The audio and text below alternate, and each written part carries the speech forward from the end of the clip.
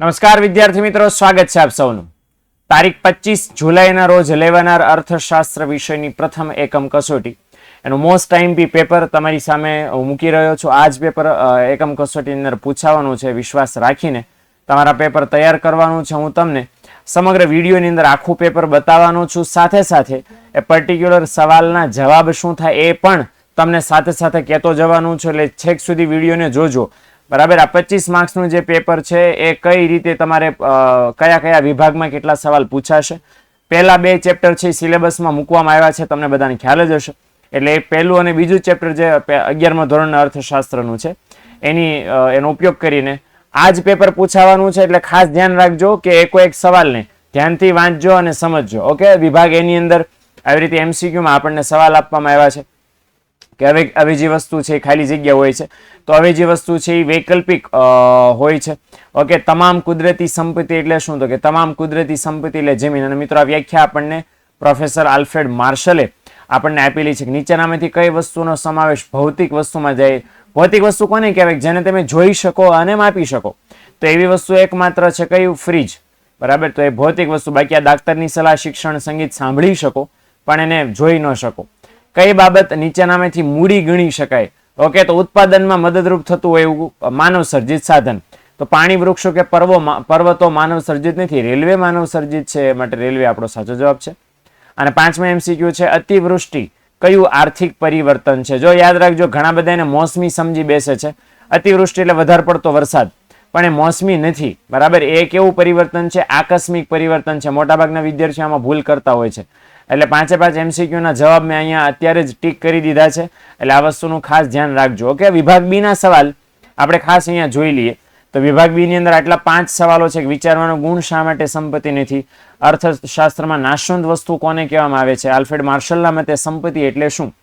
અને આપેલા ચેપ્ટરનો સવાલ છે કે અર્થપૂર્ણ પ્રવૃત્તિ એટલે શું? અને આર્થિક માહિતીની રજૂઆત કઈ કઈ 3 રીતે કરી શકાય? આના જવાબો આ ક્વેશ્ચન પેપર પૂરું થાય એટલે તરત હું તમારી સાથે અહીંયા આના વિડીયોમાં શેર કરવાનો છું. અચ્છા, વિભાગ સી ની આપણે વાત કરીએ. એમાં 2 સવાલ આપણને આપવામાં આવ્યા છે કે વસ્તુ સેવાઓનો અર્થ ઉદાહરણ સાથે સમજાવવાનો છે. કે વસ્તુની વ્યાખ્યા, સેવાની વ્યાખ્યા, વસ્તુનું ઉદાહરણ, સેવાનું ઉદાહરણ, એવી રીતે. અને અર્થતંત્રની દશા અને દિશાના વલણો જાણવા માટે આંકડાકીય માહિતી ઉપયોગી છે. આ 2 માર્ક્સની અંદર તમારે સમજાવવાનું થશે.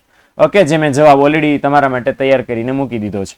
વિભાગ ડી ની આપણે વાત કરીએ તો વિભાગ ડી માં આ રીતે 2 સવાલો છે. એમાં 13મો સવાલ છે ફરજિયાત છે. 14મો સવાલ અને 15મો સવાલ, આ 2 માંથી કોઈ પણ એક જ સવાલનો જવાબ તમારે લખવાનો થશે. એમાં 13મો સવાલ છે ભારતીય મૂલ્ય અને વિનિમય મૂલ્યનું મહત્વ, બીજા ચેપ્ટરમાંથી છે. અને એના અથવામાં પહેલા ચેપ્ટરમાં જ સવાલ છે કે ઇકોનોમિક્સ અર્થશાસ્ત્ર વિશેનું મહત્વ અને ભારતીય ચિંતન અર્થશાસ્ત્રનું એ આપણે ખાસ સમજાવવાનું થશે. ઓકે. તો આ 2 સવાલ 3 માર્ક્સ વાળા વિભાગમાં 6 માર્કમાં ટોટલ તમારે લખવાના થશે. અને લાસ્ટ બટ નોટ લીસ્ટ છેલ્લો વિભાગ છે અને એ છે વિભાગી, જેની અંદર તમારે એક જ સવાલ લખવાનો છે. 2 સવાલો અથવા વાળા મેં બીજા ચેપ્ટરમાંથી ખાસ મૂક્યા છે. સંપત્તિના લક્ષણો અથવા વેપાર ચક્રની વ્યાખ્યા આપી એના તબક્કા. વેપાર ચક્ર અથવા તો વ્યાપાર ચક્ર જે કયો એ ચાલે. તો એની વ્યાખ્યા આપવાનો 1 માર્ક્સ અને એના 4 તબક્કા સમજાવવાના છે, એના 4 માર્ક્સ હશે. ઓકે. તેજી, ઓટ, મંદી અને સુધારણા એ છે એ. ઓકે. તો ખાસ વસ્તુનું ધ્યાન રાખજો. આ બધું જે મેં તમને કીધું છે આની જો તમારે ખાસ તૈયારી કરવી છે તો આ તૈયારી કરવા માટે તમારી પાસે બેસ્ટ મટીરિયલ આ છે, જે હું તમને અત્યારે બતાવી રહ્યો છું સ્ક્રીન ઉપર. માત્ર 1 મિનિટ લઈને આ ખાસ જોજો. ધોરણ 10 અને ધોરણ 12નું પ્રકાશિત થઈ ચૂક્યું છે. ખાસ કરીને ધોરણ 12માં 4 વિષયો SP, BA, ઇકોનોમિક્સ અને ઇંગ્લિશનું મટીરિયલ આવી ચૂક્યું છે. એટલે જેટલા પણ તમારા મોટા કે નાના ભાઈ બહેનો 10મા 12મામાં ભણે છે એમને માહિતી ખાસ મિત્રો શેર કરજો. ઓકે. આ નંબર ઉપર ફોન કરીને એમને લેવાનું કહેજો, કારણ કે બહુ કામની વસ્તુ છે. બહુ IMP મટીરિયલ તમારા માટે ખાસ બનાવ્યું છે, જેથી તમને પરીક્ષામાં ફાયદો થઈ શકે. ઓકે. ચાલો હવે વાત કરીએ જવાબોની. તો મેં તમને ટીક કરી દીધા છે એ પ્રમાણે 5 MCQ ના જવાબ આ રહ્યા. ઓકે. રેડ પેન થી આ મેં જે લખ્યા છે એ શું છે? જવાબો છે. એટલે આ વસ્તુનો સ્ક્રીનશોટ તમારે અત્યારે પાડવો હોય તો તમે પાડી શકશો. ઓકે. ચાલો, ઓલરેડી મેં વાત કરી દીધી છે. વિભાગ બી ની હું જરાક અહીંયા તમને વાત કરું તો વિભાગ બી ની અંદર આપણને 5 સવાલ હતા. તો જો મેં જવાબ અહીં મૂકી દીધા છે. વિચારવાનો ગુણ શા માટે સંપત્તિ નથી? વિચારવાનો ગુણ એટલા માટે નથી કારણ કે વિનિમય પાત્ર નથી, એનું ખરીદ વેચાણ નથી થઈ શકતું, માટે સંપત્તિ નથી. નાશવંત વસ્તુ કોને કહેવાય? જે વસ્તુનો વપરાશ કર્તાની સાથે અંત આવે અને લાંબા ગાળા સુધી ઉપયોગી ન રહેતી હોય એવી વસ્તુ નાશવંત વસ્તુ કહેવાય. તો માત્ર આપણે વ્યાખ્યા જ લખવાની છે. આલ્ફ્રેડ માર્શલ દાદાના મતે સંપત્તિનો અર્થ તો માર્શલ દાદા શું કહી ગયા છે કે વસ્તુ ઉપયોગી હોય, અછતવાળી હોય, વિનિમય પાત્ર એટલે કે ખરીદ વેચાણ થઈ શકે એવી હોય અને જેના ઉપર માલિકી થઈ શકતી હોય એને સંપત્તિ કહેવાય. આ જ વ્યાખ્યા ચાલશે, વ્યાખ્યા ઘરની બનાવેલી નહીં ચાલે, કારણ કે માર્શલ દાદાની વ્યાખ્યા કીધી છે તો માર્શલ દાદાની આ જ વ્યાખ્યા ચાલશે. અર્થપૂર્ણ પ્રવૃત્તિ એટલે શું? તો બહુ ઇઝી સિમ્પલ સવાલ છે. કશુંક બરાબર જવાબ એનો હાવ સહેલો આવે કે કશુંક મેળવવાના હેતુથી થતી પ્રવૃત્તિ અથવા તો અર્થ મેળવવા માટે થતી પ્રવૃત્તિ એટલે અર્થપૂર્ણ પ્રવૃત્તિ એમ પણ તમે બોલી શકો. ઓકે, તો આર્થિક માહિતીની રજૂઆત કઈ 3 રીતે કરી શકાય? આ 3 રીતે કરી શકાય: ભાષા દ્વારા, વર્ણનાત્મક રીતે, આંકડા દ્વારા અને ચિત્ર દ્વારા એટલે કે આકૃતિ દોરીને. ઓકે, તો આ 3 રીતે તમે આર્થિક માહિતીની રજૂઆત છે કરી શકો છો. વિભાગ સી ની આપણે વાત કરીએ તો વિભાગ સી માં 11મો સવાલ છે વસ્તુ સેવાનો અર્થ. તો અહીંયા લખી નાખ્યું છે કે જે ભૌતિક બાબતો માનવીની જરૂરિયાત સંતોષે એ વસ્તુ છે અને અભૌતિક બાબતો માનવીની માનસિક જરૂરિયાત સંતોષે છે એ સેવાઓ છે. ઓકે, તો ઉદાહરણ આપ્યા છે મોબાઈલ, કાર અને સંગીત, ડોક્ટરની સલાહ અને વાહન વ્યવહાર. ઓકે, તો આ રીતે આપણું કામ ચાલશે. બીજો સવાલ વિભાગ સી નો છે કે અર્થતંત્રની દશા અને દિશાના વલણો જાણવા માટે કેમ આંકડાકીય માહિતી ઉપયોગી છે? તો વર્તમાન સમયની આ શોર્ટમાં છે ને આમે લખી શકો કે અર્થતંત્રની વર્તમાન અને ભવિષ્યની પરિસ્થિતિ જાણવી છે ને એમાં કેવા કેવા ફેરફાર થઈ રહ્યા છે. તો આ બધાના ઉદાહરણો છે કે નાણાંનો પુરવઠો વધી રહ્યો છે, આવક વધી રહી છે, આયાતો ઘટી રહી છે. ઓકે, તો એ બધું છે એ આપણે જાણી શકીએ આંકડાઓનો ઉપયોગ કરીને. ઓકે, તો આ જવાબ છે લખવાનું થશે. 4 લીટી લખશો, આરામથી 2 માર્ક્સ મળી જશે. વિભાગ ડી ની આપણે વાત કરીએ તો એમાં સવાલ છે ઉપયોગિતા મૂલ્ય અને વિનિમય મૂલ્ય વચ્ચેનો સંબંધ. એમાં તો પાઠ્યપુસ્તકમાં છે એ જ પ્રમાણે તમારે તૈયારી કરવાની થશે. ઓકે, અથવા તો ટોપર બેચમાં જે પ્રમાણે આપણે શીખવાડ્યું છે એ પ્રમાણે પણ તમે જવાબ લખશો તો ચાલશે. ઓકે,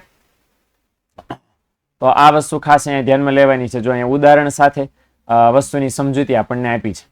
ઓકે, ત્યાર પછીનો સવાલ હતો અર્થશાસ્ત્ર વિષયનું મહત્વ સ્પષ્ટ કરો. તો મહત્વના ઓલરેડી માત્ર તમારા માટે મુદ્દા અહીંયા મૂકી દીધા છે બધા. આ બરાબર, આ બધા શું છે? મુદ્દાઓ છે. આ જોઈ શકો છો તમે. ઓકે, આ બધા મુદ્દામાં એક 2 લીટી શોર્ટમાં. અને બાય ધ વે ડીપમાં સમજૂતી આના વિશે, આના વિશે, આના વિશે, આના વિશે અને આના વિશે, એટલે ટોટલ 5 મુદ્દા વિશે તમારે એક 2 લીટીમાં સમજૂતી આપવાની છે. 3 માર્ક્સમાં પૂછો છે માટે બરાબર, બહુ ઝાઝી સમજૂતી એમાં આપવાની નથી. ઓકે, હાલો. એના અથવાનો સવાલ છે 14મો સવાલ કે ભારતીય ચિંતન જણાવવાનું છે. તો આપણે પહેલા ચેપ્ટરમાં છે એ પ્રસ્તાવના પછીનું જ ભારતીય ચિંતન આપ્યું છે. 5000 વર્ષથી ઇતિહાસ જૂનો છે અને કૌટિલ્યએ સરસ મજાનું પુસ્તક લખ્યું છે. ઓકે, તો એના વિશેની માહિતી તમારે આ રીતે લખવાની થશે. ઓકે, ચાલો. હવે ત્યાર પછી ખાસ મેં તમને હમણાં વાત કરી એમ કે પુસ્તકો તો છે જ, પણ વિદ્યાર્થીઓ માટે અમે આ રીતે છે એપ્લિકેશન પણ ચલાવીએ છીએ. એપ્લિકેશન નામ છે યુથ જનરેશન એપ્લિકેશન. આમાં તમારે વાંચવા માટેનું બહુ બધું મટીરિયલ ધોરણ 1 થી 12 નું મળી રહેશે. એકમ કસોટીની પણ તમારે તૈયારી કરવી છે તો એ પણ તમને આમાં અવેલેબલ છે. પ્લે સ્ટોર ઉપરથી ફ્રીમાં તમે ડાઉનલોડ કરી શકો. તો ખાસ મિત્રો ભૂલ્યા વગર ડાઉનલોડ કરી લેજો. તમે લોકો 11માં છો તો તમને બહુ કામમાં આવવાનું છે. ઓકે, એટલે આ વસ્તુ ખાસ ધ્યાન રાખજો. અને તમારે ભણવું છે, હમણાં મેં કીધું ટોપર બેચનો હમણાં મેં ઉલ્લેખ કર્યો, તો ટોપર બેચમાં ભણવું છે તો વિદ્યાકુલ એપ્લિકેશન એના માટે છે. તો વિદ્યાકુલ એપ્લિકેશન જો એનો આવો લોગો તમને પ્લે સ્ટોર ઉપર મળશે, દેખાશે, ડાઉનલોડ કરો અને આ કોલ કરીને તમે એની અંદર જોડાઈ શકો છો. ધોરણ 9, 10, 11, 12 આ 4 ધોરણનો અભ્યાસ આપણે આની અંદર કરાવીએ છીએ. એના મુખ્ય બધા વિષયોનો અને ટીમ જે તમને દેખાય છે તમને ભણાવે છે. એમાં હું તમને અર્થશાસ્ત્ર વિષય 11મા ધોરણમાં ભણાવી રહ્યો છું ટોપર બેચની અંદર. ઓકે, તો આવી વસ્તુ ખાસ ધ્યાનમાં લેજો. લાસ્ટ બટ નોટ લીસ્ટ વિભાગ ઈ છે. વિભાગ ઈ ની અંદર 2 સવાલ આમ તો આપ્યા છે, એકના અથવામાં બીજો એક, તો 2 માંથી કોઈ પણ એક લખવાનો છે. એમાં એક સવાલ છે સંપત્તિના લક્ષણો વિગતે સમજાવો. તો સંપત્તિના 5 લક્ષણો છે, 5 આપણે આ રીતે સમજાવવાના થશે જે પ્રમાણે પાઠ્યપુસ્તકમાં આપ્યા છે એ બધા. ઓકે, તો અહીંયા તમે જોઈ શકો છો. હું ધીમે ધીમે સ્ક્રોલ એટલા માટે કરું છું કે તમને ખ્યાલ આવે. તમે વિડીયો પોઝ કરીને પણ આ માહિતીને જોઈ શકો છો. ઓકે, ચાલો. તો ચોથું લક્ષણ છે સંપત્તિ વિનિમયનો ગુણ ધરાવે છે. નંબર 5 ટકાઉપણાનો ગુણ ધરાવે છે. તો આટલા 5 લક્ષણો લખવાનું થશે. એના અથવામાં જે વ્યાપાર ચક્રની વ્યાખ્યા આપી છે, વ્યાપાર ચક્ર કે વ્યાપાર ચક્ર જે બોલો. ઓકે, તો એ વ્યાખ્યા 2 માંથી એક હેબરલર અને હોટ્રે, આ 2 માંથી કોઈ પણ એક વ્યાખ્યા જ તમારે લખવાની છે, બંને લખવાની જરૂર નથી. તો 2 માંથી કોઈ પણ એક વ્યાખ્યા લખજો. અને એના જે 4 તબક્કાઓ છે એ આ રહ્યા 4 તબક્કાઓ. ઓકે, તો આ મહત્વના 4 તબક્કા છે જેમણે હું બોલ્યો તેમ કે તેજી, ઓટ, મંદી અને સુધારણા. તો એ આપણે લખવાના છે. તેજી વિશે શોર્ટમાં તો પાઠ્યપુસ્તકમાં આપ્યું જ છે આપણને, હે ને. તેજી છે, ઓટ છે, હે ને, ત્યાર પછી મંદી છે અને ત્યાર પછી છે સુધારણા.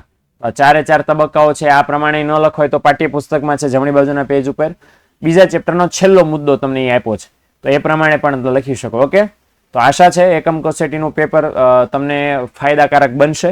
25 તારીખે એકમ કસોટી માટે બેસ્ટ ઓફ લક.